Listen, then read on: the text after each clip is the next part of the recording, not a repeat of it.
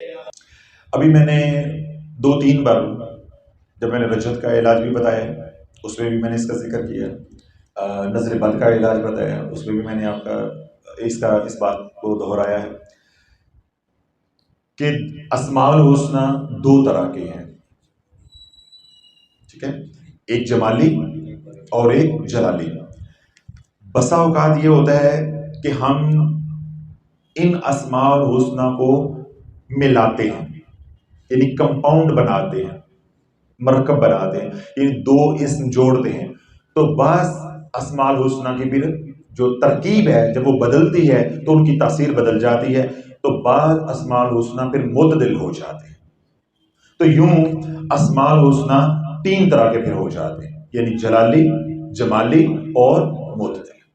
مثال کے طور پہ آپ نے اس پڑھا یا جبارو، ٹھیک ہے، یہ کلی طور پہ جلالی ہے، لیکن آپ نے جب اس کو یوں پڑھا یا اللہ یا جبارو تو یہ معتدل ہو جائے گا، ٹھیک ہے۔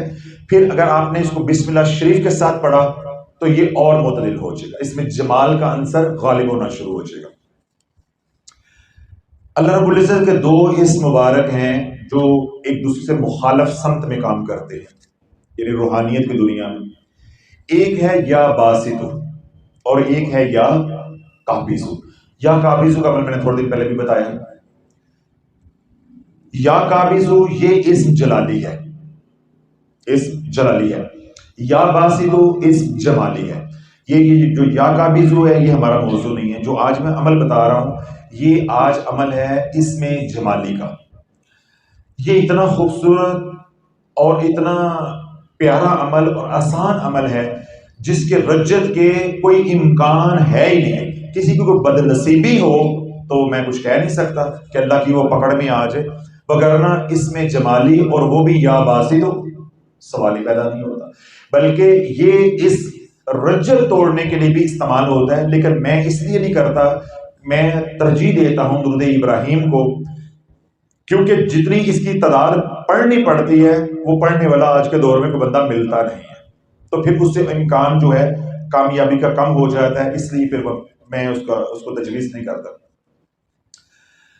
وہ حضرات جو یہ کہتے ہیں جی ہمارے ہر کام میں رکاوٹ ہوتی ہے، بچوں کے رشتے کرنے ہیں تو رکاوٹ، بچوں کا ایڈمیشن کروانا ہے تو رکاوٹ، کاروبار کرنا ہے تو رکاوٹ، کوئی تھانہ کچہری ہے تو رکاوٹ، اور زندگی کے جو امور ہیں ان میں کیا ہوتا ہے کہ بالکل کامیابی قریب آ جاتی ہے تو ہمارے کام میں رکاوٹ آ جاتی ہے، ٹھیک ہے۔ یا حفظ ما تقدم کے طور پہ کوئی بندہ کہتا ہے جی میں فلاں کام کر رہا ہوں تو اس کے لیے مجھے کوئی عمل بتا دیں کہ میرے کام میں رکاوٹ نہ آئے، خیر و عافیت کے ساتھ ہو جائے۔ اس طرح مثال کے طور پہ آپ نے بیٹی کی شادی کرنی ہے، آپ نے اپنا رشتہ کر لیا ہے، تو اب آپ کہتے ہیں کہ کوئی مجھے ایسی بات بتا دیں، عمل بتا دیں، میں وہ بات کرتا رہوں یا کرتی رہوں تو بیٹی کی شادی کے معاملات آسانی کے ساتھ سر انجام پا جائیں، کوئی رکاوٹ نہ آئے۔ یعنی 2 طرح سے، ایک تو یہ ہے کہ رکاوٹ میں مصیبت میں آ چکے ہیں، اور ایک ہے حفظ ما تقدم کے طور پہ کہ یعنی آنے والے دنوں میں کوئی پریشانی نہ آئے۔ تو دونوں طرح کے لوگوں کے لیے یہ تحفہ ہے اللہ کا نام اسماء الحسنہ میں جمالی ہے۔ میں نے پہلے بھی کہا ہے کہ اس کے کوئی بھی کسی قسم کے سائیڈ ایفیکٹس نہیں ہیں، رجت کا امکان نہیں ہے۔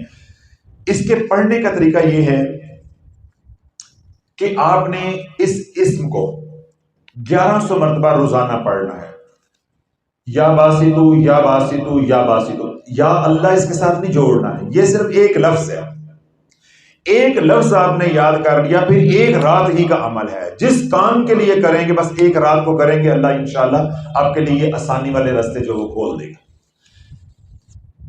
کیسے پڑھیں گے؟ یا باسطو پیش کے ساتھ، یا باسطو یا باسطو یا باسطو یا باسطو یا باسطو، کتنی بار؟ 1100 بار۔ کتنے دن پڑھیں گے؟ 11 دن۔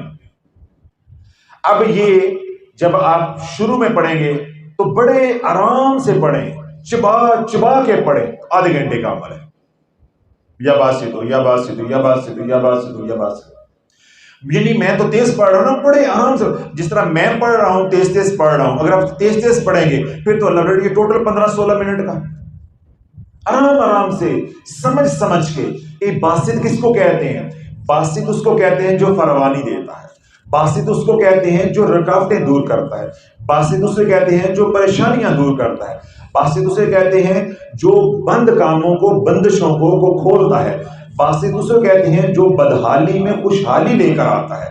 تو یہ معنی ذہن میں رکھ کے، اے اللہ میں بدحال ہوں تو مجھے خوشحال کر دے، اے اللہ میں بندش میں ہوں تو میری بندشیں توڑ دے، عافیت کے رستے کھول دے، میں رکاوٹ میں ہوں اے اللہ رکاوٹیں تو دور کر دے۔ یہ جو میں نے معنی بتائے ہیں، ان معنی کو ذہن میں رکھ کے اللہ سے باتیں کرتے ہوئے محبت کے ساتھ، الفت کے ساتھ، پیار کے ساتھ پڑھیں آدھا گھنٹہ۔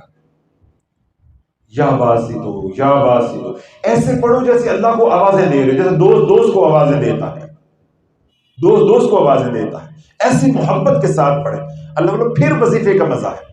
تو ایک کتنا لگے گا؟ آدھا گھنٹہ۔ کتنے دن پڑھنا ہے؟ 11 دن۔ 11 دن کے بعد آپ یا باسطو کے عامل بن گئے ہیں، یا باسطو کے عامل بن گئے ہیں۔ اب آپ یا باسطو کے عامل بن کے 11 دن کے بعد آپ خیرات کر دیں، جو بھی اللہ رب العزت نے آپ کو دیا ہے، مساکین کو، غرباء کو کھانا کھلائیں، کسی کو کپڑے لے دیں، جو بھی آپ مدد کر سکتے ہیں وہ کریں۔ اس کے بعد اب آپ نے ساری زندگی 111 مرتبہ یا باسطو پڑھنا ہے۔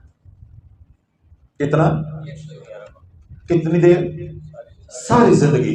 یہ عمل آپ کے ہاتھ میں رہے گا۔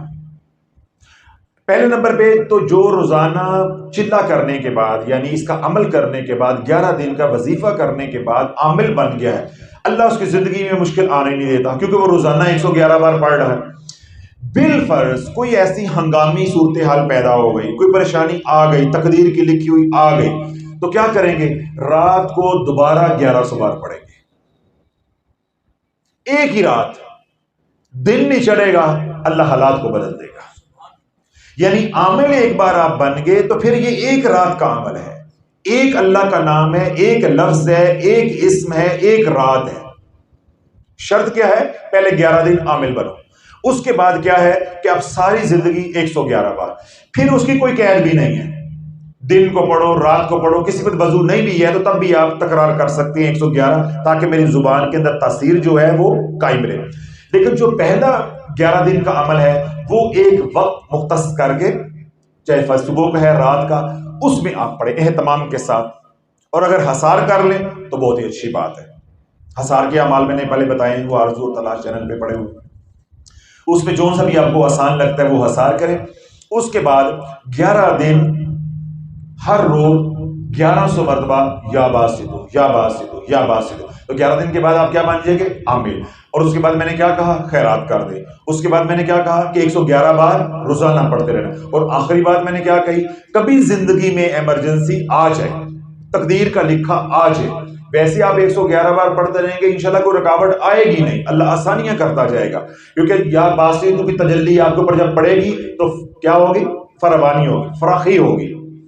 تو اگر اللہ نہ کرے کوئی تقدیر کی لکھی مشکل گھڑی آپ کے آ جاتی ہے تو پھر میں نے کیا کہا؟ ایک اسم ہوگا، ایک ہی رات کا عمل ہے۔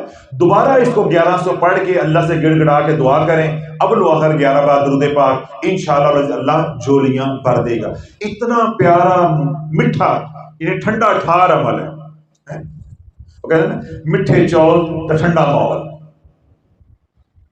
کیوں ایسے نہیں کہتے؟ لاہور والے کہتے ہیں نا میٹھے چول تو ٹھنڈا ماحول۔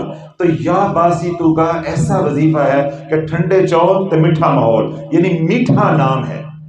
جوں جوں پڑھتے جائیں گے طبیعت کے اندر جو غصہ ہے، چڑچڑا پن ہے، یا اس طرح کی اور مسائل ہیں، نفسیاتی مسائل ہیں، کام آپ کوئی اور کر رہے ہیں، اللہ ان سے بھی پاک کرتا جائے گا، اللہ ان سے بھی پاک کرتا جائے گا۔ تبھی سے میں نے وہ گہرائی کو سمجھانے کے لیے بولا ہے کہ ٹھنڈا ماحول تو میٹھے چول، یعنی یہ وظیفہ آپ کو ٹھنڈا ٹھار کر دے گا، آپ کی ساری زندگی پرسکون ہو جائے گی۔ تمام حضرات کو اجازت ہے، جو سوشل میڈیا پہ سونے ہونے بھی اجازت ہے۔